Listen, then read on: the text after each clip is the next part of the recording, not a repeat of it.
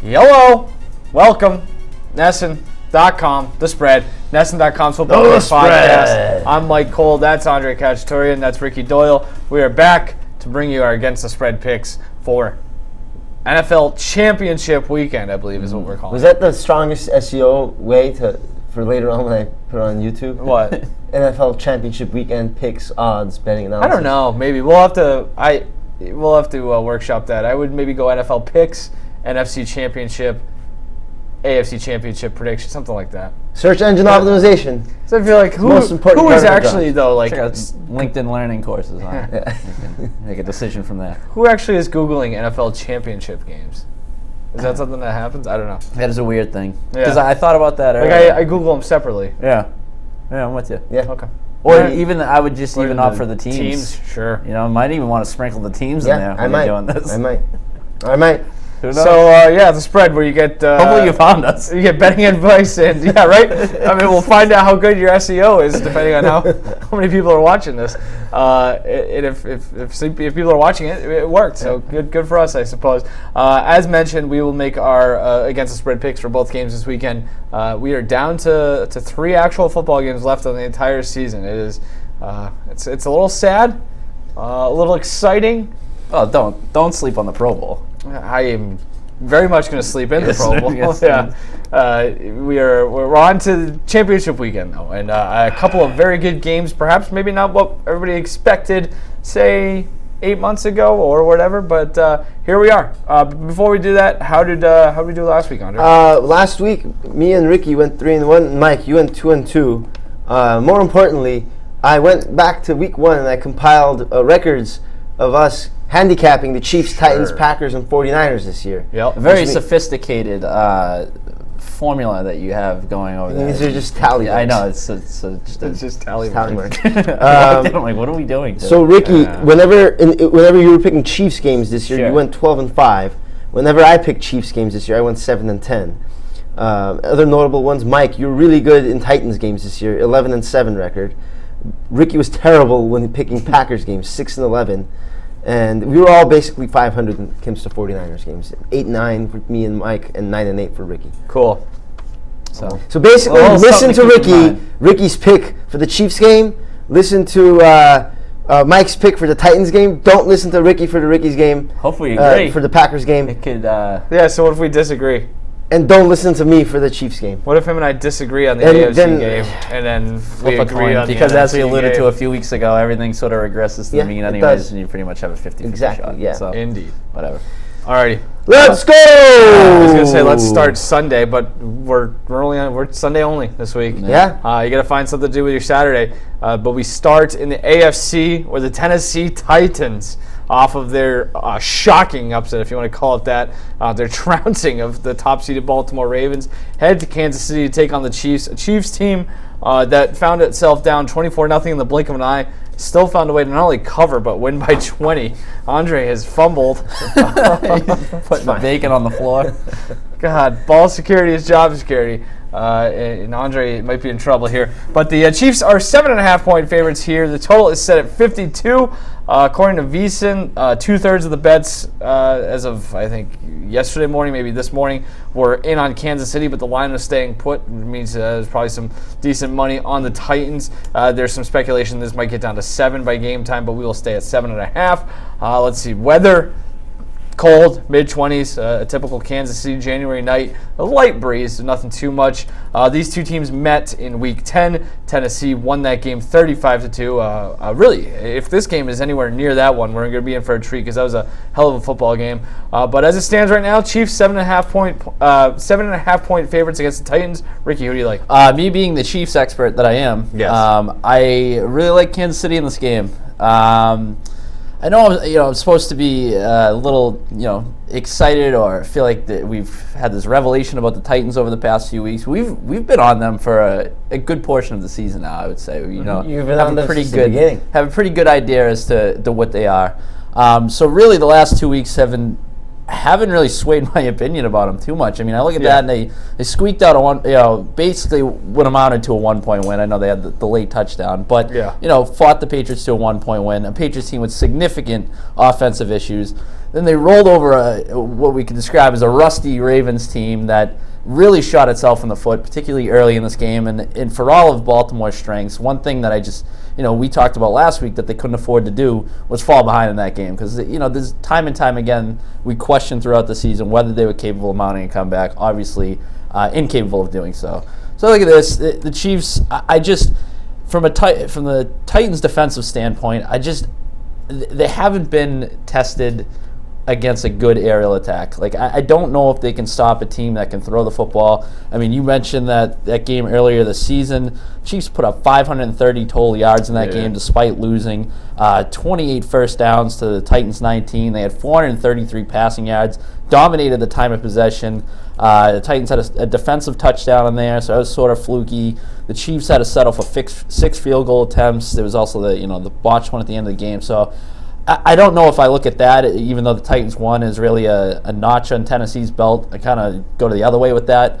So ultimately it just comes down to I don't think the Titans defense has really been battle tested against a team that can throw the ball, so I do think that Kansas City's going to have success through the year.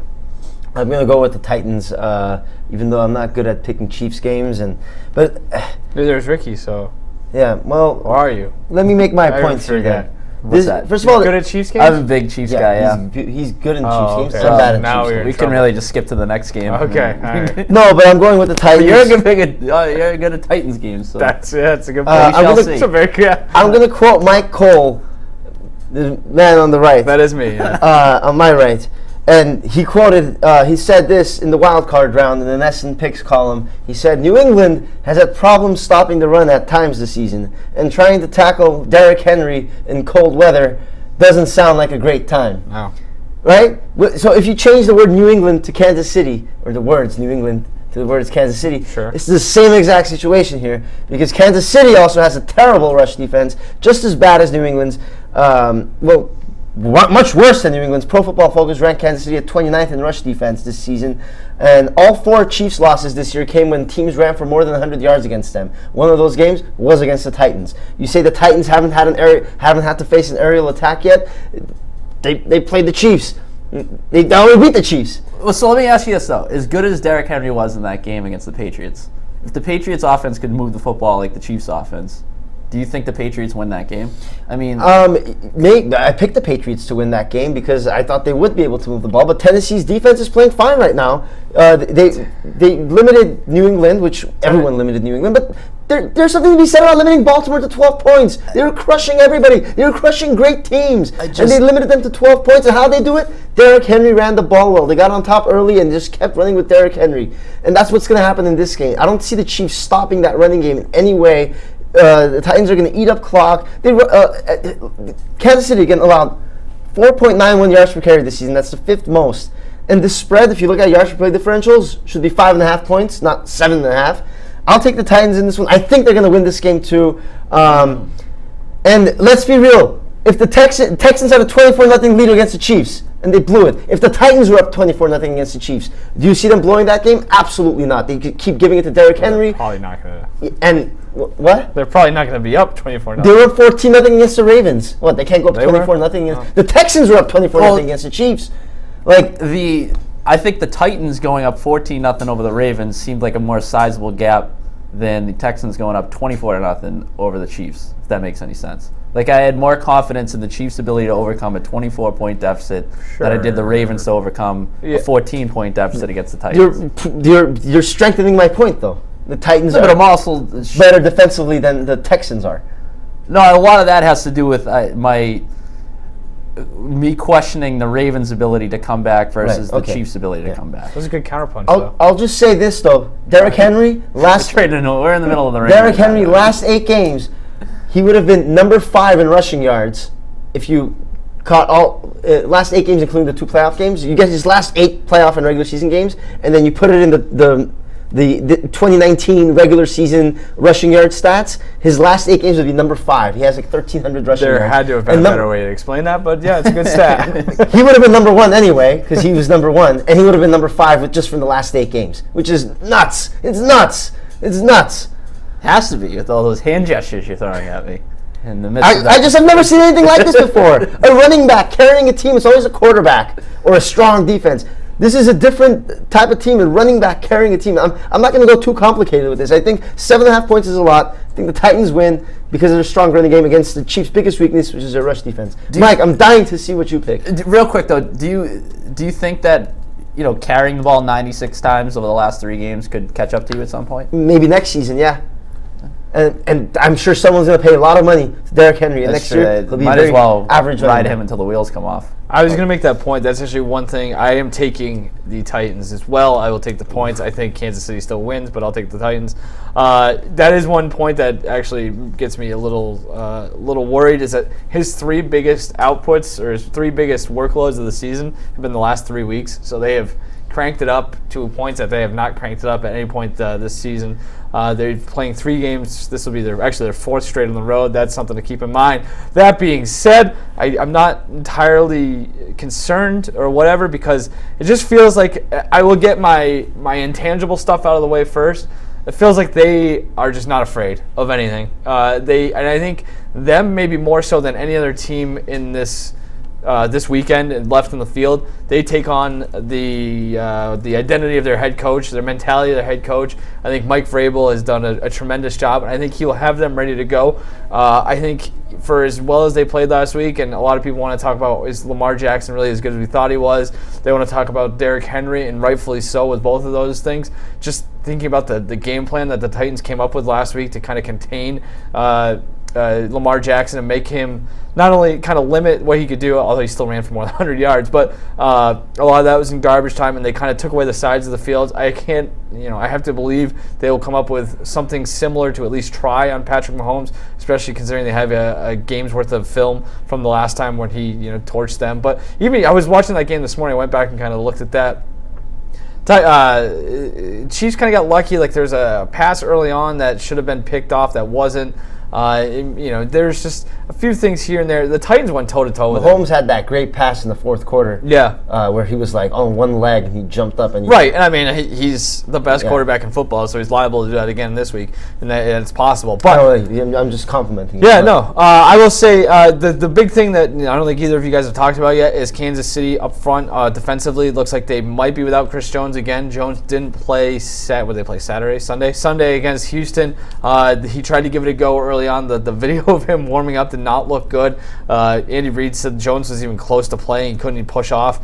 So Jones is questionable as it stands right now. If he can't go, that's a huge loss for them up front in the middle of that line. Going up against a rushing attack that we've knocked, till we're blue in the face about is one of the best in the league. Henry in Week 10, 23 carries, 188 yards in 2 career games against Kansas City, which includes, by the way, a playoff game at Kansas City a few years ago. It was again the Marcus Mariota cut a touchdown pass to himself, which was awesome. In those 2 games, he's averaged 7.7 yards per carry against the Chiefs. That's his highest total against any team. Again, that kind of speaks to your point, too, about not wanting to tackle him in the playoffs. I understand that this Chiefs defense is a little bit differently, but you're still dealing with the 29th ranked DVOA run defense. That's something to keep in mind. By the way, Travis Kelce dealing with a hamstring injury. He says there's no doubt he plays, but those are the kind of things that kind of creep back up on you, and that was huge. I think there's one. There's probably a couple of advantages for the Chiefs, but the Titans did struggle with tight ends this year. They give the 7th most yards, 3rd most touchdowns, and Kelce torched them the first time around. 7 catches on 7 targets and a touchdown, 75 yards. So if he's not 100%, that plays in it plays into the hands of Tennessee. I also like playoff underdogs of 7 points or more are 37 and 26 against the spread since 2003, including 6 and 2 against the spread in conference title games. That's in the last 15 years, 16 years. I think I got that from Action Network. So, also, if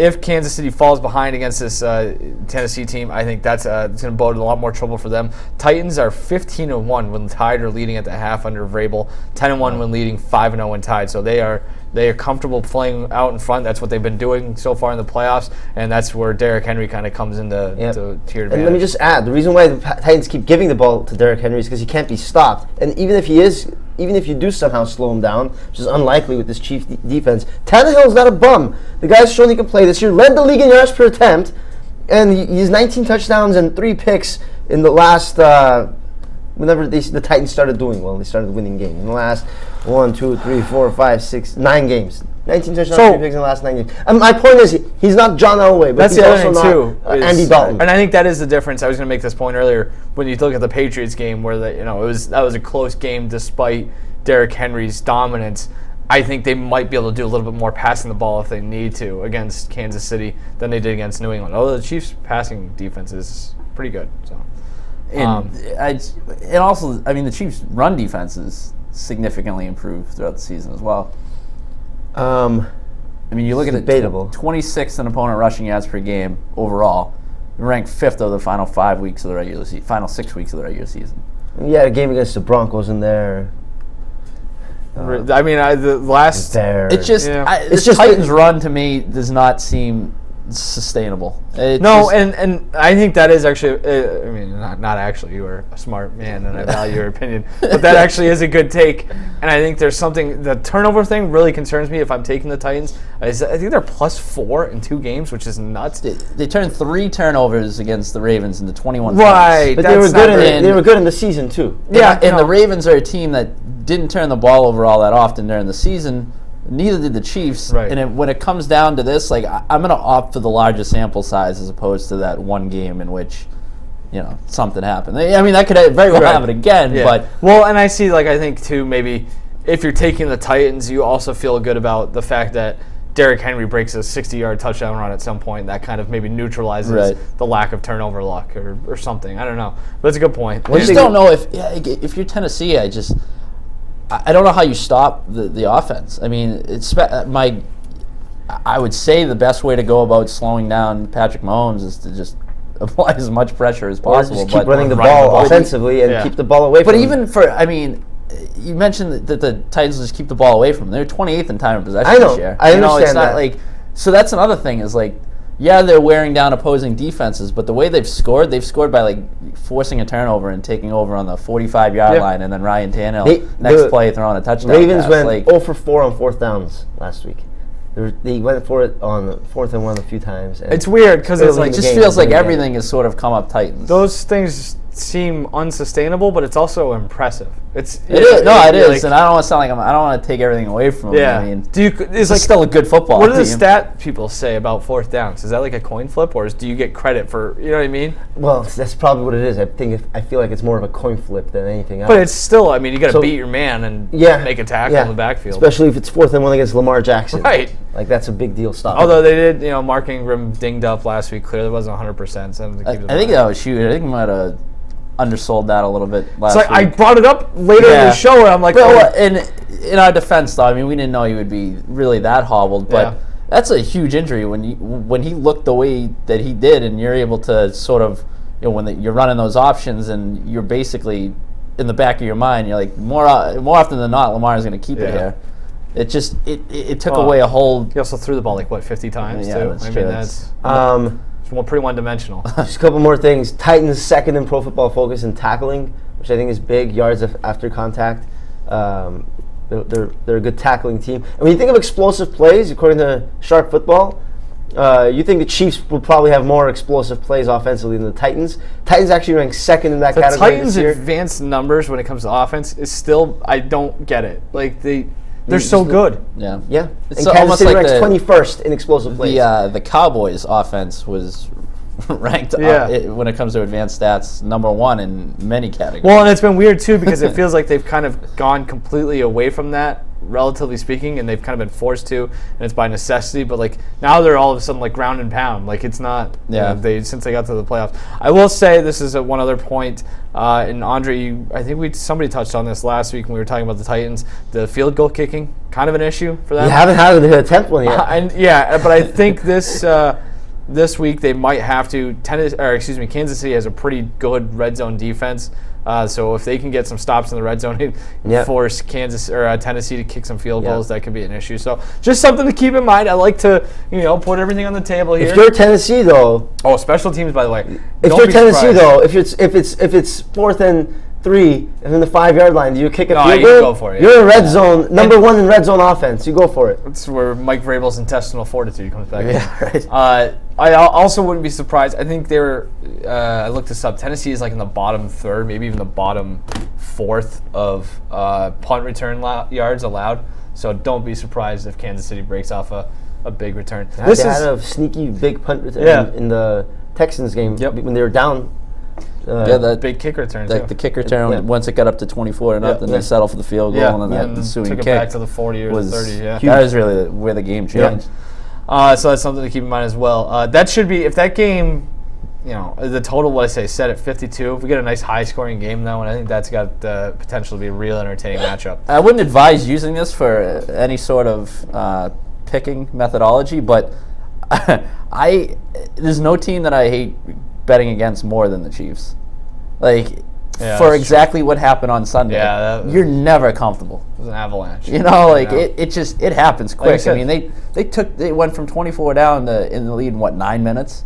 9 minutes of clock time. That's they've lost before this year. Yeah, you're never gonna feel comfortable against a Bill O'Brien coach team.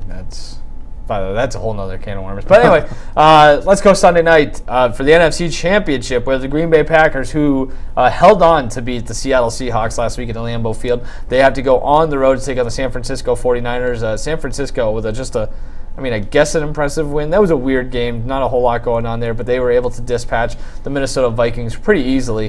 They are 7.5-point favorites here at Candlestick, or wherever it's called now, in Santa Clara. The total set at 45. Always do that with the 49ers, either wherever the hell they play or wherever it's I don't know. Oh, it's Levi's. That's what it is. I couldn't. I couldn't figure it. I know where they play. I just couldn't think of the name, but it's Levi's Stadium.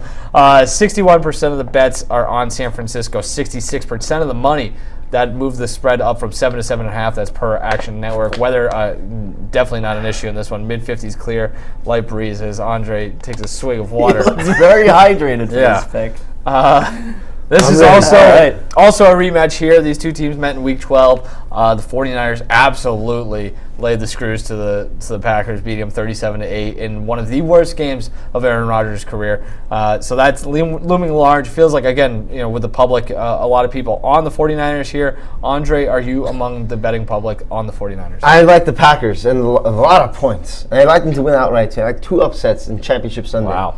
We're going to have a nice Titans-Packers Super Bowl. So just to interject real quick, looking we're both 290 plus 290, so maybe a little money line parlay for you this weekend with the underdog. Yeah. It's a pretty good payout. I don't know what the math is in my head. But So I also predict the under in this game. It's 45 points right now. I don't think there's going to be a lot of points or possessions in this game because both of these teams are good running attacks with weak rush defenses. So I'm expecting a lot of long drives, not many turnovers where you're going to get good field position because Aaron Rodgers doesn't really turn the ball over much anyway. But Jimmy Garoppolo, more than 3 times the amount of interceptions that Aaron Rodgers threw in the regular season. He had one last week too against the Vikings. I think that's going to be the biggest. Another one too. I see a close game, and then I think Garoppolo is going to end up making a fatal mistake late in the game. Packers will take advantage of the short field and end up winning this game. It's going to be a very close game. Again, 49ers, they're also good at running the ball. They're going to take advantage of that against Packers' 8th worst rush defense according to Pro Football Focus. But the Niners, they allowed 4.5 yards per carry. It's bottom 10. So, again, I expect a lot of time being taken off the clock because of long drives. But in the end, a mistake by Jimmy Garoppolo or 2 will be the reason why the Packers win. Yeah, maybe this is the kiss of death, given my track record in picking Packers games this year. So I apologize in advance, Mike, for doing so. But I am also going to take the Packers, take the points. I thought that 49ers defense, which is now healthy, looked pretty good last week, which reminded us why they've been a top 3 defense for most of the season. But I do expect Green Bay's offensive line to hold up a little bit better than Minnesota's did. I think the writing was sort of on the wall going into last week's matchup that they were going to get handled in the trenches.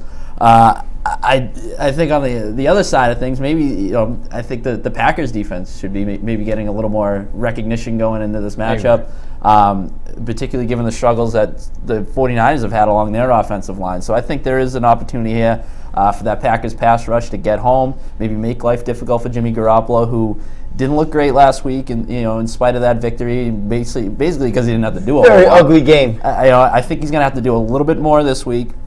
And then for the Packers offensively, I mean, maybe you get creative with Devontae Adams a little bit, try and get him away from Richard Sherman. Sherman, shut him down for the most part in that first meeting, but once they were able to get him in more favorable matchups, they were able to move the ball a little bit better. So I think the 49ers win this game, but I like the Packers with the points.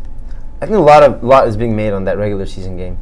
It's just too much is being made. It was a weird one. I mean, they got handled, and also that's so burned in my brain too, because I remember how confident we were going into that game. Yeah. There was just such a culmination of things. We all picked the Packers. Yeah, there was the injuries piling up for San Francisco. There was D Ford was out. Joe Staley was out. They were only 3-point favorites in that game. It felt like that's when their early bye was starting to wear on them a little bit. They were real banged up. The Packers were much more healthy, or much healthier, Jesus. Which is one of the first times in years you could say that about a Packers team. No kidding. Which is the fact that they're where they are now without any real semblance of injury. Yeah. Is nuts. But also in that game, Aaron Rodgers fumbled on that first drive. I think he fumbled at the 6-yard line. San Francisco scored there, and the game was over. Green Bay, I think, went 1 for 15 on third downs. Right tackle Brian Bulaga played 9 snaps in that game too, so that's not great. So I will say, up front, if the Packers do win this game, I reserve my right to dunk on anybody and everybody who is talking trash about the Packers this week, because there's going to be a lot of them, and there already are a lot of them. That being said, I'm taking the 49ers. I think this is I wrote this in my notes, this is kind of the opposite of the Packers game last week, where I thought the Packers were actually a much better team than Seattle, but I was afraid of Russell Wilson, and it kind of played out that way. Luckily for us, or for me, taking the Packers, they still covered, but it wasn't, that 2-point conversion would have changed a lot of things there. So I think it's the same thing this week, where I think San Francisco is the much better team. I think they're at least a much more talented team, and if Green Bay is going to win this game or even come close, they're going to need Rodgers to steal it. I just don't see that happening because it's just a really bad matchup for the Packers. We talked about this. D Ford was out. Quan Alexander was in the midst of his injury, if I'm not mistaken. Staley was out. Deebo Samuel and Emmanuel Sanders both had injuries. They were on the injury report. Kittle, I always do that. Kittle was coming off of his knee and ankle issues in that game. So they did that without being fully healthy. You look at what the San Francisco did last week. This is insanity. They pressured Cousins on 17 of 35 dropbacks, sacked him 6 times on just 35 dropbacks. That's nuts. And they continue to do it without the use of a blitz or much of a blitz. They had the 4th lowest blitz rate this season. If you look at the Packers' 3 losses, 2 of them came against the Chargers and the 49ers, the 1st and 4th lowest blitz rates in the league this season. So they struggle with teams who can, and most teams do struggle against defenses that can get after you without having to bring too many guys in, and that's it's going to be tough. Let's see, what else do I got here? There's a lot going against the Packers, in my opinion, here. The toughest games the Packers have had this year, and I mean, they're not unlike a lot of other teams, but you go on the road against good defenses, you struggle. They scored 29 combined points in their losses, or their games at Chicago, the Chargers, and the 49ers. They won the Chicago game, but that was not pretty. Let's see, 4 times this season, San Francisco has held opponents to 100 total passing yards or fewer. Packers was one of those. They won those games by an average of 23.4 points per game. It's all true of that Chargers game. Weren't they all partying before? Yeah, sure. Yeah. But, I mean, whatever. They look terrible. And I will say, too, you look at what the Packers did last weekend. huge part of that was Devontae Adams. Had a great game. It was 8 catches, 160 yards, 2 touchdowns. Probably one of the best games of his entire career. Ricky kind of hit on this real quick. You go back to that game. Was it week 12 or whatever? I said I already forget what it was. Yeah, week 12. Week 12. Richard Sherman had a lot of Devontae Adams FaceTime that game. Let's see. Lined up 16 of 35 routes, limiting Adams to 1 reception on 1 reception on 2 targets for 7 yards. I think if Sherman is in that neighborhood, it's going to be a tough day for Adams. It's on Matt LaFleur to kind of figure that out. And for his career, Aaron Rodgers throwing at Richard Sherman this is insane. How many times have they played? A lot. 11 of 17. He's completing it, but only 17 times. It doesn't even look that way. That's for 107 yards, no touchdowns, 1 pick, a 57.7 passer rating. And we haven't even gotten into what San Francisco could do on the ground against the Packers' run defense. So I just think it's a bad matchup for the Packers. Maybe it's one of those things where they're just feeling it so much right now that they kind of keep it rolling. Maybe Rodgers continues to look like he did last week.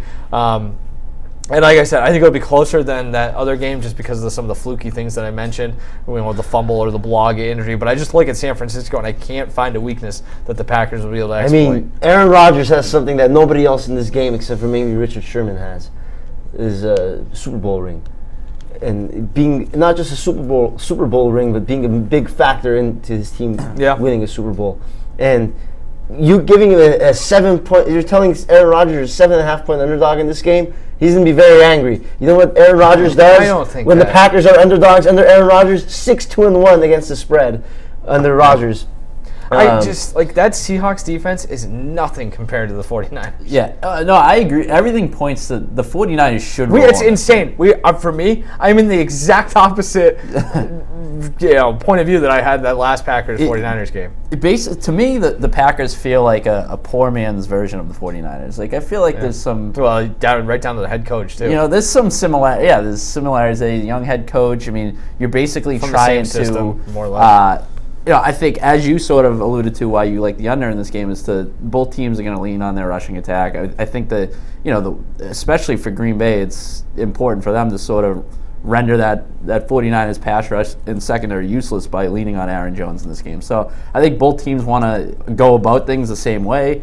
That's why I'd be hesitant to pick the Packers outright. But there is just a little bit of a...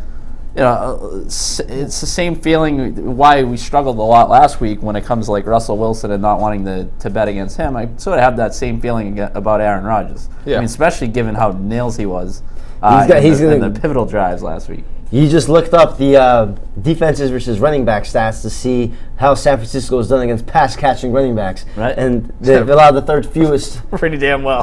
Third fewest receptions or yards? Let's see. The third fewest receptions and the second fewest yards, and they were one of 2 teams that did not allow a receiving touchdown to a running back this year. And I was going to say, I was going to lay out a couple of things. I will give the other side as I'm wont to do. I think this have to be a huge Aaron Jones game.